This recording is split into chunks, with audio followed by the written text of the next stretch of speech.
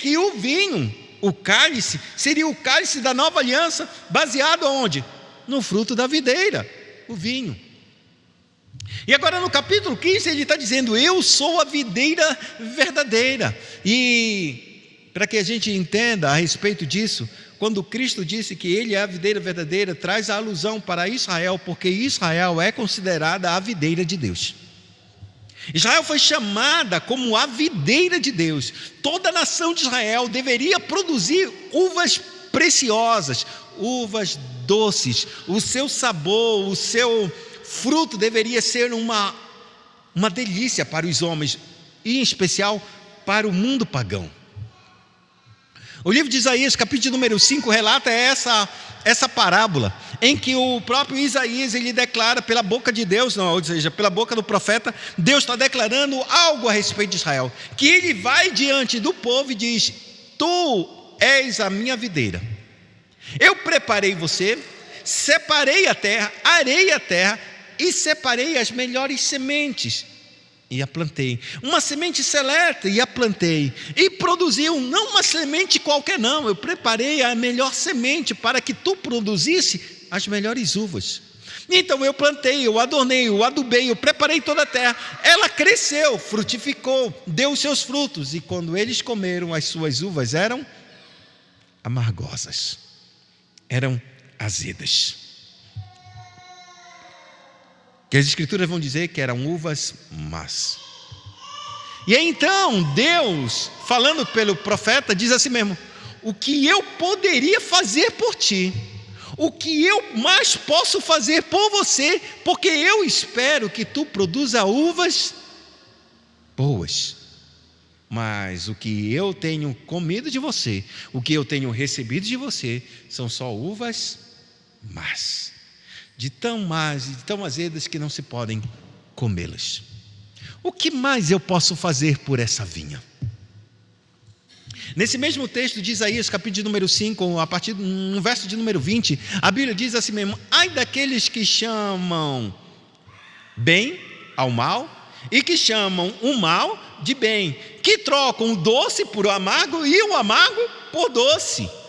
Ele está dizendo que há uma deturpação na sociedade de Israel tão grande, que não é diferente dos nossos dias, que consideram as coisas erradas deste mundo como se fossem coisas certas, e as certas que estão hoje como se fossem erradas. Aquilo, quando a gente olha para somente um espectro da família, a gente considera uma coisa: o mundo olha para a família e diz: essa não é família. Existem outras formas de família. Esse tipo de padrão de família, de homem, mulher e filhos, isso é arcaico, isso é intolerante, isso não mais se estabelece na nossa família, não mais na nossa sociedade. Eles trocaram e chamaram de mal o que era bom, então chamando de bom o que é mal aos olhos de Deus. Por causa dessa situação, Israel não produziu e não se tornou a videira que Deus queria, que ela pudesse dar frutos para as nações, e pudessem as nações beberem da água que Deus estaria derramando sobre eles.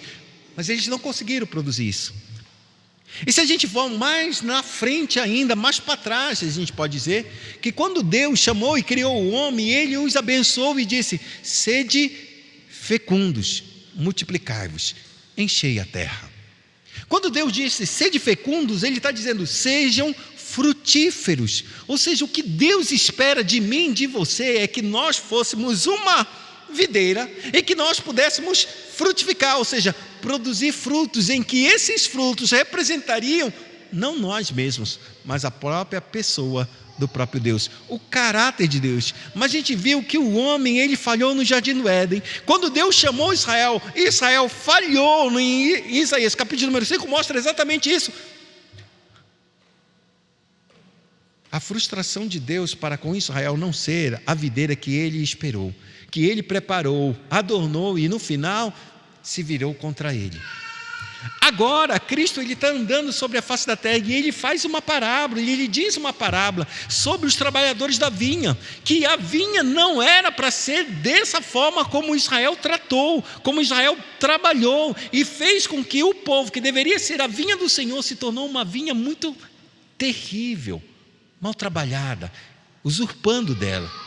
E a Bíblia diz que então o verdadeiro dono que foi para a sua terra, que foi enviado, eles mataram para se apossar da vinha. E a Bíblia declara que o rei, nas palavras de Cristo, viria, julgaria Israel, julgaria aqueles trabalhadores, arrendaria aquela vinha para outros trabalhadores, colocando no lugar dele, porquanto que mataram o filho. E a Bíblia diz claramente que os fariseus entenderam que essa parábola era contra ele, porque eles tinham no seu coração o desejo já de matar o Cristo.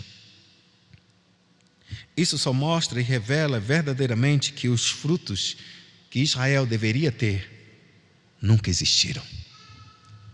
Que o coração das pessoas que deveriam ter um fruto verdadeiro da parte de Deus nunca existiram. Poderiam se manifestar obras, mas nunca um fruto.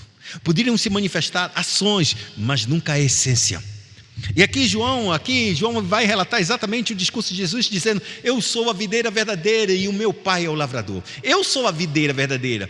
Todos aqueles que vieram antes podiam parecer que fosse uma videira, mas sempre foram falsos. Nunca conseguiram produzir o fruto verdadeiramente que alegrasse o coração de Deus, que bebesse verdadeiramente Deus e se alegrasse.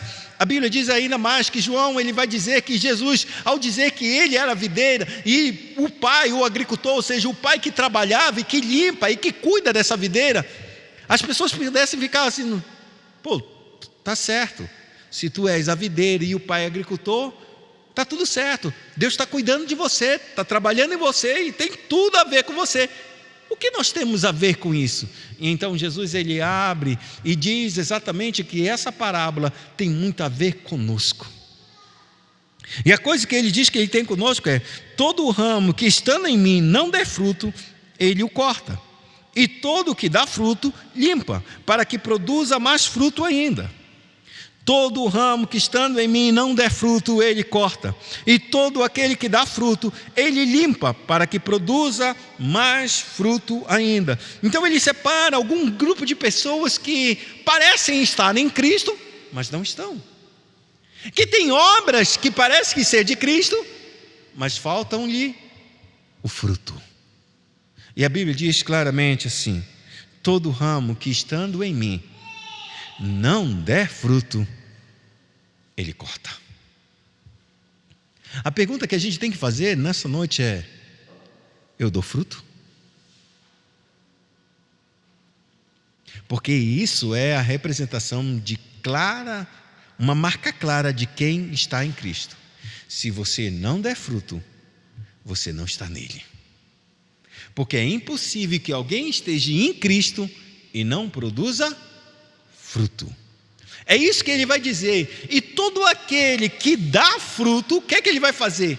Eu vou limpar para que ele dê mais fruto. Então a segunda coisa que a gente entende é: se a primeira coisa, eu não dou fruto, eu não estou em Cristo. A segunda coisa é que se eu dou fruto, lembre-se de uma coisa: tudo que você deu até agora de fruto para Deus ainda é pouco. Porque ele vai te limpar para te dar mais fruto. Mas Abraão, eu já dei tanto fruto. Te prepara, porque Deus vai te limpar mais para te dar mais fruto ainda. Então aí ele diz assim mesmo, e fala para que a igreja, que ao ouvir isso, e lembre-se, são 11 pessoas que estão aqui. Não são 12 apóstolos, são só 11, porque Judas Iscariote já saiu. Então ele diz: todo fruto que estando em mim não der, aliás, todo ramo que estando em mim não der fruto, ele vai cortar. Aqui aponta claramente a pessoa de Judas Iscariote, que foi cortada da videira, que parecia estar com ele, que fez os milagres, que andou entre os 70, que viajou entre os 12, quando Jesus enviou esses 12 homens de 2 em 2 para ir à frente dele, nas vilas e nos povoados, à frente, pregando o evangelho, libertando, curando, expulsando demônios, ressuscitando os mortos e pregando o evangelho, preparando aquele povo para que Jesus, quando chegasse naquelas aldeias, soubesse quem ele era. Judas está entre eles, fez as mesmas obras, operou grandes milagres, fez tudo isso, assim como todos os outros. Sabe o que é interessante nessa história? É que quando eles regressaram para Cristo, eles ficaram: Senhor, até os demônios se submetem quando nós usamos o teu nome. E Cristo diz uma coisa para eles: Não se alegre porque Satanás lhe obedece. Antes, alegre-se por causa do nome de vocês estar escrito no livro da vida, porque eu vi Satanás caindo do céu como um relâmpago. Então, agradeçam a Deus, porque Ele está trazendo a vida de vocês e colocando no seu livro para estar diante de Deus. O que Deus está dizendo aqui, o que Cristo está realizando, ou o que falou para eles naquele tempo, naquela parte única, em que eles se alegraram com tantas das obras, a gente vai ter que se alegrar verdadeiramente com aquilo que é verdadeiro, aquilo que é essencial. É importante a gente fazer as obras, é importante fazer isso e fazer aquilo, mas o mais importante de todas as coisas é que nós tenhamos o quê? O fruto do Espírito. E esse fruto do Espírito não pode vir de outra forma senão pela vida eterna. Se nós tivermos a vida eterna, é sinal que o Espírito de Deus está em nós. E se o Espírito de Deus está em nós, o primeiro fruto que o Espírito nos concede, e o fruto do Espírito é amor. O fruto do Espírito é amor. O que Deus espera de cada um de nós é que a gente ame, amados. Porque a Bíblia é clara que quando Deus andou nessa terra, e a Bíblia diz que Deus é luz, e aquele que não está na luz está em trevas, e João ele vai dizer que quem não ama anda em trevas e não sabe para onde vai, porque as trevas o cegaram. Ou seja, quem não vive no amor de Deus, que não vive amando, ele está em trevas. E se está em trevas, ele não pertence a Cristo, porque a Bíblia diz claramente: vós já estáis limpos pela palavra que vos tenho falado. Permanecei em mim e eu permanecerei em vós.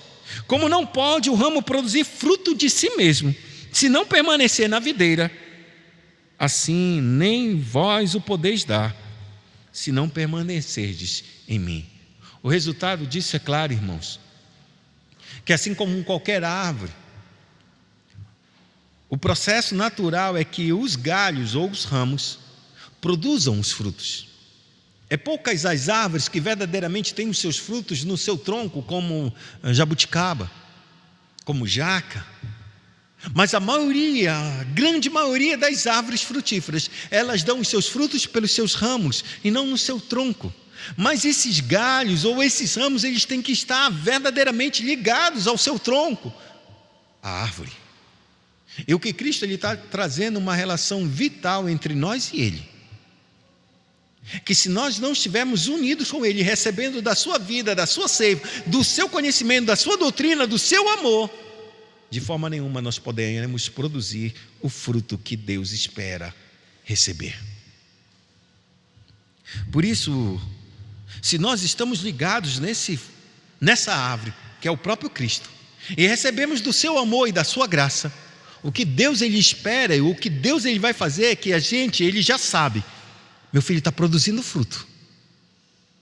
Então ele olha e diz: tem fruto, mas ele pode ter mais. E qual é o processo pelo qual ele vai fazer com que nós venhamos produzir mais frutos do que nós já estamos dando?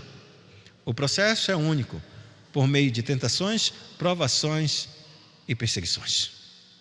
Essa é a forma que Deus lida para podar as nossas vidas e tornar nossas vidas mais humildes e mais dependentes. Porque todo galho que é podado, ele encurta.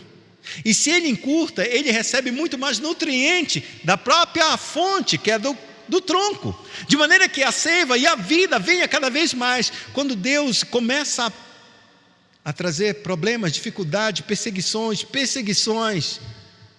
tentações sobre a nossa vida, Ele espera que nós venhamos nos inclinar cada vez mais para Ele, se aproximar cada vez mais. E à medida que se aproxima mais de Deus, irmãos, mais da sua vida vem para dentro do nosso coração, mais da sua graça vai entrando em nós. Pegue a pessoa do nosso irmão Davi, não o Davizinho, o Davi da Bíblia. Perceba que Deus estava fazendo na vida dele, dando muitos frutos na vida dele. De repente ele é ungido, de repente ele está no palácio, de repente ele está tocando já para Saul, de repente as suas canções e as suas músicas começam a expulsar os demônios que haviam em Saul, começam a aquietar Saul, mas de repente ele já está no campo de batalha e está vencendo Golias. De repente ele já está no palácio, não mais como um cantor, mas como um grande oficial de Saul. De repente a sua vida está crescendo e ele está dando cada vez mais fruto. De repente Saul olha para ele e diz: não, esse homem quer tomar o meu lugar, quer tomar e se assentar no trono. Não, não vai ser assim não. A Bíblia, a partir de então que Saul vira-se contra Davi e começa a persegui-lo, o que a gente vai fazer? O que Davi espera? Sabe o que Davi espera? Ele foge. Ele nunca corta, ele nunca corre atrás para tentar se vingar ou para tentar, de alguma maneira, matar o seu grande inimigo, Saul. Pelo contrário, ele continua honrando. Sabe por que ele continua honrando? Porque ele ama Saul. Porque há um fruto no coração de Davi que Deus colocou, o amor verdadeiro, inclusive pelos seus próprios inimigos. Os homens estão dizendo que eu te persigo, que eu quero o teu mal, mas hoje tu viste que o Senhor te colocou nas minhas mãos e eu poupei tua vida. Reconhece que eu te amo, reconhece que eu quero o teu bem, e o que as pessoas dizem que eu quero o teu mal, não procede. Isso Davi fez 2 vezes, amados, o que prova que se a primeira estava Davi sozinho, e na segunda ele estava junto com os seus esquadrões, com os seus exércitos, que a gente pode dizer, e todo mundo estava vendo, agora é a tua chance, Davi, de você se vingar do teu inimigo. Agora é a hora de tu cortar a cabeça desse homem, basta somente um golpe, não precisa de outro não. Ele disse: não levantarei a minha mão contra o ungido do Senhor. Tudo o que Davi fez, amados, a derrubada de um gigante, a expulsão de demônios da própria vida de Saul ao tocar para o Senhor sua harpa, são obras.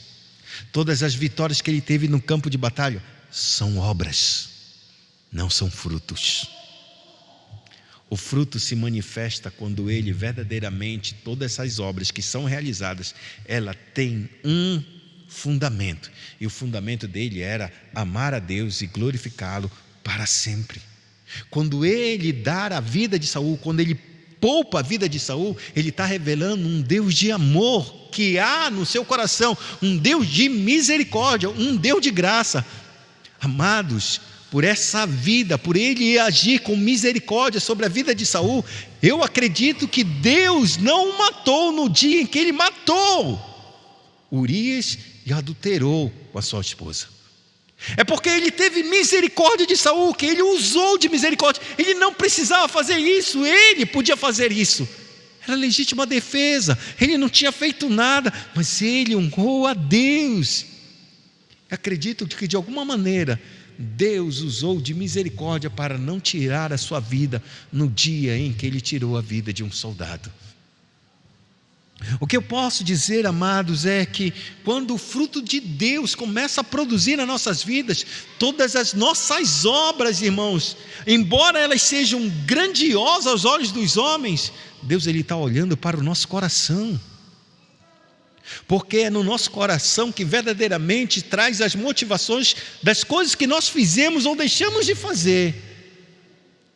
É por isso que, se nós não estivermos nele, não tem como esse amor verdadeiro de Deus fluir no nosso coração. Poderemos fazer as obras que Cristo nos ordenou com motivações erradas e não por amor a Deus. E é isso que acontece com Judas Iscariotes. Todo aquele que estando em mim não dá fruto, eu corto. Porque Cristo, ele está dizendo exatamente isso. Judas fez muitas obras, mas não havia fruto. Não havia o amor de Deus na sua vida. Ele o cortou. Só que, para que a gente entenda de maneira clara, o que dá a entender é que parece que a gente está perdendo a salvação.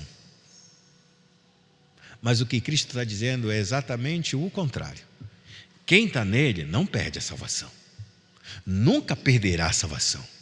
Mas aquele que pensa que está nele, esse perderá, porque Cristo cortará para que ele se revele no meio da igreja. E ele se revelou como Judas o traidor. Agora é bem provável que nos dias de hoje Cristo não esteja fazendo isso agora, exatamente como fez com Judas Iscariotes, expulsando ele do nosso meio. Porque a Bíblia diz que também há um dia determinado para todas as coisas, e ele disse que o joio crescerá com o trigo, e somente no dia da colheita, quando os anjos de Deus descerem, ele separará, recolherá o joio, atará ele e lançará no fogo, e pegará os redimidos, os santos, os justos, e levará para o seu seio. Nesse dia de colheita será o dia em que Deus cortará aqueles que se achavam que estavam nele, mas nunca estiveram. Portanto, o que Cristo nos monta é exatamente uma coisa, e Ele nos revela que nós devemos permanecer, e essa é a palavra que se repete mais de 10 vezes só nesse pequeno texto: permanecer em mim e eu permanecerei em vós. Se as minhas palavras estiverem em vocês, se vocês estiverem em mim e as minhas palavras permanecerem em vocês, guardarem a minha palavra, então vocês podem pedir o que vocês quiserem ao Pai, e Ele vos concederá. O que Cristo começa a nos ensinar é que não existe forma alguma de nós permanecermos nele se nós não guardarmos sua palavra. É por isso que a gente começa a dizer: eu permaneço em ti, Senhor. E então Cristo, para testificar que nós permanecemos nele, Ele vai dizer uma coisa: tu guardas a minha palavra? A minha palavra está firme em você? Porque se a minha palavra não estiver firme em você, então eu não permaneço em você. Parece que você está em mim, mas você nunca estará em mim, porque enquanto a minha palavra não estiver no teu coração arraigada e firmada, você nunca pertencerá a mim. E por isso ele termina dizendo exatamente assim: se alguém não permanecer em mim, será lançado fora, a semelhança do ramo, e secará, e o apanham e lançam no fogo e o queimam. Se permanecerdes em mim e as minhas palavras permanecerem em vós, pedireis o que quiserdes e vos será feito. A pergunta é: eu estou em Cristo, as palavras de Cristo estão em mim, o que vai acontecer nesse processo? Eu estou em Cristo e agora as palavras de Cristo estão em mim. O que Deus espera de mim e de você? Uma coisa: que a gente ore a Deus. Se vocês permanecerem de mim e as minhas palavras permanecerem em vós, vocês podem pedir o que vocês quiserem e vos será feito. Nossa, então eu posso pedir qualquer coisa que Deus me concederá? Segundo o texto, sim. Mas a pergunta é: o que será que Deus está querendo que a gente peça para Ele? Jesus, certa vez, ele escreveu disse assim, não escreveu, mas disse: pedi e dar-se-vos-á, buscai e encontrareis, batei e a porta se abrirá. Pois todo aquele que pede, recebe, todo aquele que busca, encontra, e todo aquele que bate, a porta se abrirá. Qual de vós, pais, que sendo maus, quando um filho vos vir pedir pão, vai lhe dar uma pedra? Lhe pedir um ovo, vai lhe dar uma serpente ou um escorpião? Ora, se vocês são maus, sabem dar boas dádivas aos vossos filhos, quanto mais o Pai Celestial, o Pai que está no céu, se vocês pedirem o Espírito Santo, Ele não lhe dará? O texto aqui está abrindo um precedente, e o precedente é único: que se verdadeiramente eu estou em Cristo, e as suas palavras, as suas promessas estão no meu coração, o que eu vou pedir para Deus? Que Ele vai me conceder plenamente e imediatamente. Eu vou pedir que Deus me dê mais do seu Espírito, irmãos. Me dê um espírito de sabedoria, um espírito de graça, um espírito de adoção, um espírito de santificação, um espírito de intercessão, um espírito de súplica, um espírito de ação de graça, um espírito excelente, amados. Salomão, no livro de Provérbios, ele vai nos dizer que há uma coisa mais maravilhosa e mais grandiosa e mais valiosa do que ouro, do que prata, do que rubis, do que pedras: sabedoria e conhecimento.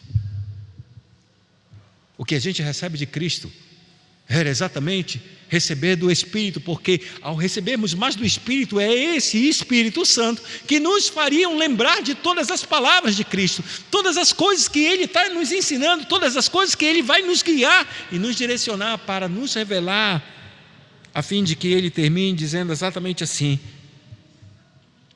se o Espírito, Ele é o que vai nos revelar de Cristo, e quanto mais a gente recebe da revelação de Cristo, mais a gente percebe que o Cristo que morreu pelos nossos pecados, Ele morreu por mim, Ele morreu por você. E o dia que a gente mais entende que Cristo morreu por mim, que o Cristo morreu não por Samuel, não por Gustavo, não por Liliane, mas no dia em que o Espírito revela: Cristo morreu por ti, Abraão. Quando você entende que o Cristo morreu por você, você entende o amor de Deus sobre a tua vida. Entende cada vez mais e mais profundo, e esse amor vai aumentando no teu coração. É por isso diz que o João mesmo vai escrever: nós o amamos porque Ele nos amou primeiro. A Bíblia diz que Cristo morreu pelos pecadores quando nós ainda éramos seus inimigos. Ele não está dizendo que nós éramos queridinhos. Não pense que esses 11 homens que estavam ouvindo essas palavras eram amigos de Cristo. Não eram, amados. Eram seus inimigos, porque os pecados dos seus corações revelavam a inimizade que eles tinham com Deus. Mas Cristo, quando olha para eles, ele disse: não vos chamo mais de servos, mas chamo de meus amigos. Eles não sabiam que eram. A pergunta que a gente faz é simples e clara: qual é um amigo que deixa outro amigo na mão? É amigo? Todos deixaram Cristo, todos abandonaram, nenhum ficou com Ele. E Cristo está dizendo: vocês são meus amigos. Por que Cristo está dizendo que vocês são meus amigos? Porque Ele sabe o que Ele vai transformar, porque a palavra que Ele falou entrou no coração deles, só que eles não têm a firmeza e a força do Espírito Santo para sustentarem, amados, a convicção de fé que eles têm. E nenhum de nós temos convicções e firmeza para sustentar verdadeiramente a nossa profissão de fé de que Cristo é o Senhor da nossa vida, a não ser que o Espírito habite na nossa vida, a não ser que o amor de Deus seja derramado nos nossos corações, para a gente, em face até mesmo da morte, a gente não negar Cristo.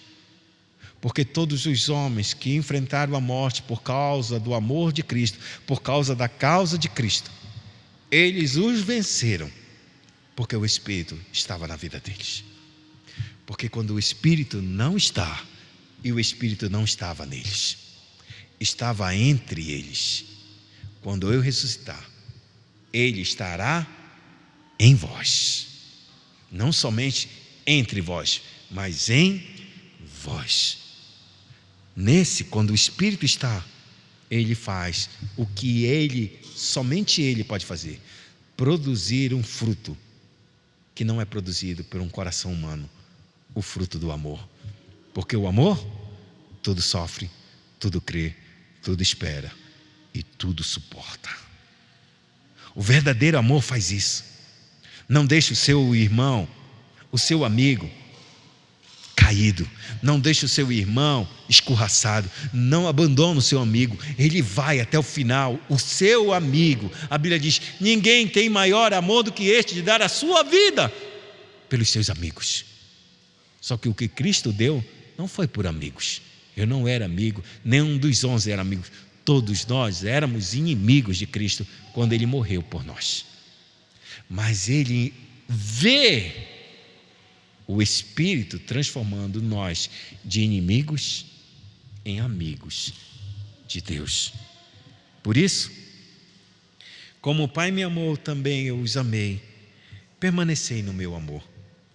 Se guardardes os meus mandamentos, permanecereis no meu amor, assim como também eu tenho guardado os mandamentos de meu Pai, e no seu amor permaneço.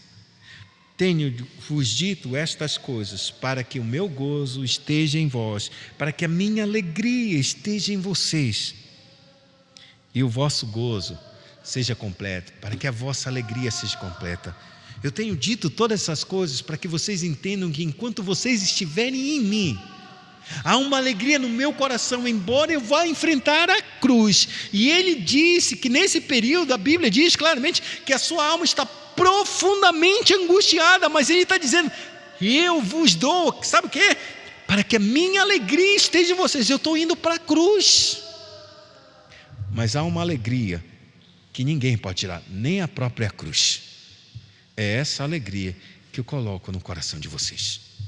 Uma alegria que não é porque tu casas, não é porque tu passa no emprego, não é porque tu nem consegue dar o alimento para a tua casa, que consegue trabalhar e vir, e que tem excelentes problemas e situações que tu consegue resolver, que são alegrias da nossa vida. Mas quando tudo faltar, quando tudo falhar, existe uma alegria que não pode ser retirada, e essa alegria é que Cristo está nos dando, a alegria de viver no seu amor.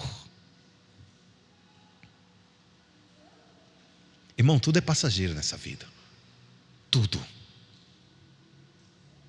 Às vezes a gente se alegra de manhã e à tarde a gente já está triste, por um evento que não acontece da forma como a gente esperou, por uma notícia inesperada que chega até nós e bate o nosso coração, tristeza da nossa alma, como Cristo teve sua tristeza ao ver que está indo para a cruz. Mas isso não tirou a alegria do coração dele, amados, porque essa alegria procede do amor de Deus, na certeza de que Deus me ama.